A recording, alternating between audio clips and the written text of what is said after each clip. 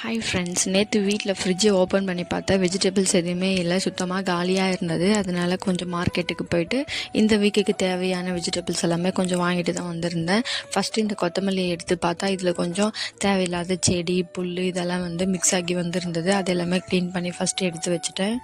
Vegetables எல்லாமே mix ஆகி இருந்ததுனால ஒவ்வொன்றா செப்பரேட்டாக எடுத்து வச்சுட்டு இருந்தேன். சைட் பை சைடு பாண்டாவும் பாப்பாவும் அவங்க சேட்டையை ஸ்டார்ட் பண்ணிட்டாங்க. அவங்கள எல்லாமே ஹாலில் விட்டுட்டு டோரை க்ளோஸ் பண்ணிட்டு தான் நான் இந்த வேலையை ஸ்டார்ட் பண்ணேன்.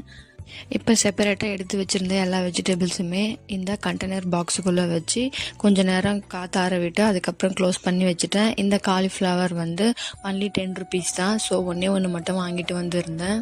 காலிஃப்ளவர் 65 மசாலா செஞ்சோம்னா பாப்பா ரொம்ப சூப்பராக சாப்பிடுவா. அதனாலவே எப்போ போனாலுமே கம்பல்சரி மறக்காமல் ஒரு காலிஃப்ளவர் வாங்கிட்டு வந்துடுவேன். இப்போ அந்த கண்டெய்னர் பாக்ஸ் எல்லாமே க்ளோஸ் பண்ணி ஒவ்வொன்றா எடுத்து ஃப்ரிட்ஜுக்குள்ளே ஆர்கனைஸ் பண்ணி வச்சாச்சு. சந்தையில் எல்லா வெஜிடபிள்ஸுமே ரொம்ப ஃப்ரெஷ்ஷாக கிடைக்கும். அப்படிங்கிறதுனால மறக்காமல் வாரத்துக்கு ஒரு முறை சந்தைக்கு போயிட்டு 1 வீக்குக்கு தேவையான வெஜிடபிள்ஸ் எல்லாமே வாங்கிட்டு வந்துடுவோம். அவ்வளோதான். நாளைக்கு வேறு ஒரு மினி ப்ளாகை பார்ப்போம்.